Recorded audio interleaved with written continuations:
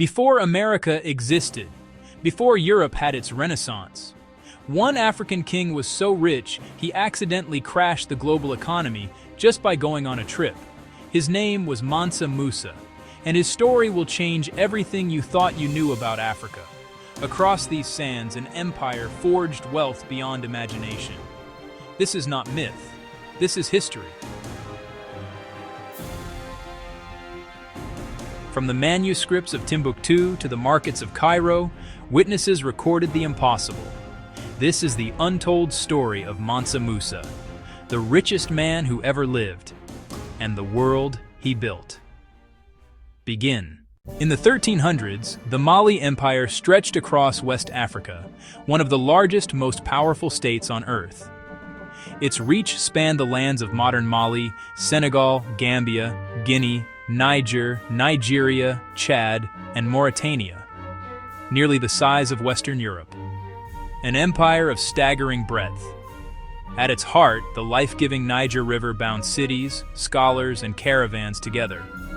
Across these routes flowed the commodities that made Mali an economic superpower. Gold from Bambouk and Bour, rivers of wealth beneath the soil, and salt from the Sahara, worth its weight in life itself. Caravans marched for weeks across burning sands, binding Africa to the Mediterranean and beyond. In cities like Timbuktu, Niani, and Gao, markets thundered with exchange and ideas, measured in dust, paid in destiny. Mali sat atop the richest deposits of gold and salt the medieval world had ever known. It began with Sundiata Keita in 1235, the Lion King of Mali, who forged unity from war and myth. He founded the empire whose foundations Mansa Musa would later raise to the heavens. Faith, trade, scholarship, three pillars standing upon gold. Systems of tribute and protection turned routes into arteries of prosperity. From savannah to desert edge, Mali was a world unto itself, ordered, vast, and rising. At the capital, Niani, power convened, and history waited for a king unlike any other. The stage was set. The world would soon learn his name, Mansa Musa. Mansa Musa was born around 1280 AD. He never planned to be king. Fate would seat him upon history's brightest throne. His predecessor, Emperor Abu Bakr II, was obsessed with the ocean beyond the horizon. 2,000 boats were built, an armada of curiosity. They sailed west into mystery and never returned. In 1312, Musa was left to rule in his stead. He became Mansa, emperor. He moved immediately to expand, conquering 24 cities, including Timbuktu and Gao. A commander with vision and a statesman with restraint. A devout Muslim, he framed his power within faith and law. A brilliant administrator, order, records, and fairness. A generous leader, his wealth a tool, not a trophy. A visionary builder, imagining cities of learning and light. Under Musa, the empire's horizon stretched with possibility. Power, tempered by purpose. The world would soon measure wealth by his name. Historians estimate Mansa Musa's fortune at over $400 billion, if it can be measured at all. Some say his wealth was, for all intents, unlimited. Richer than Elon Musk, richer than Jeff Bezos, richer than any human in recorded history. Mali produced more than half the world's gold and salt during his reign. The empire's commodities fed every market from Marrakesh to Cairo. He sat in a gold-covered throne room, where musicians played, scholars debated, and envoys bowed low. His guards wore silk imported from Persia, symbols of reach and refinement. He owned the mines themselves, not just the metal. For over a century, Mali's output could tilt the price of gold. Wealth was not a rumor in Mali. It was an atmosphere, and knowledge, a currency all its own.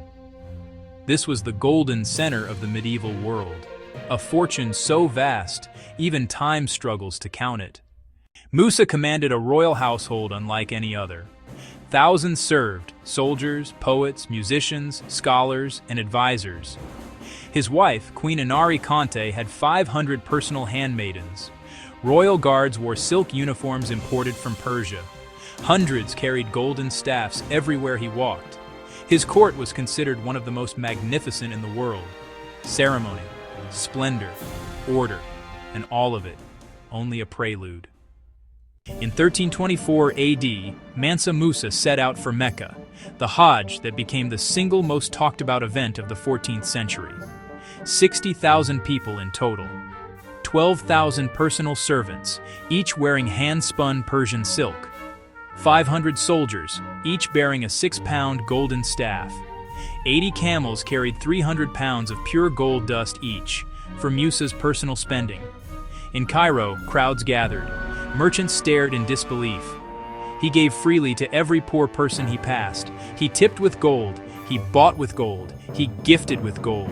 He built an entire mosque in a single afternoon, paying in gold. Then came the twist. Too much gold, too fast. Musa flooded so much into Egypt and North Africa that gold collapsed in value. Inflation rippled across the Mediterranean world. Egypt did not fully recover for 12 years. One man, one trip. A regional economy shaken by generosity. And still the procession moved on, toward Mecca, toward legend. History had never seen wealth wielded like this, open-handed and overwhelming. News of Musa's pilgrimage crossed deserts and seas, arriving in Europe as thunder from a clear sky. By 1375, the Catalan Atlas pictured a black African king on a golden throne holding a nugget of gold. It proclaimed the lands of Mali rich and powerful, ruled by a king whose gold filled the world.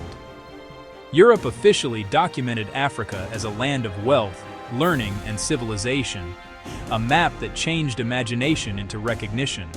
And at its center, Mansa Musa, the measure by which wealth was known. After Mecca, Musa returned with the architect Abu Ishaq al-Sahili from Granada. He commissioned the Jingureber Mosque, standing strong more than 7 centuries later. Stone and earth raised into prayer and permanence. He expanded Sankore University into a world center of learning, 25,000 students at its peak. Timbuktu's libraries held up to 700,000 manuscripts. Astronomy, law, medicine, mathematics. This was not just a city, it was the intellectual capital of the medieval world. In knowledge, Musa found a legacy that outlived gold. Mansa Musa died around 1337 AD. His empire eventually faded, his story was buried, but his greatness was never destroyed, only hidden. Before anyone told Africa it was poor, Africa had already produced the richest human who ever walked the earth. His name was Mansa Musa, and now you know the truth. If this changed the way you see history, share it, like, subscribe, and comment one word below: greatness.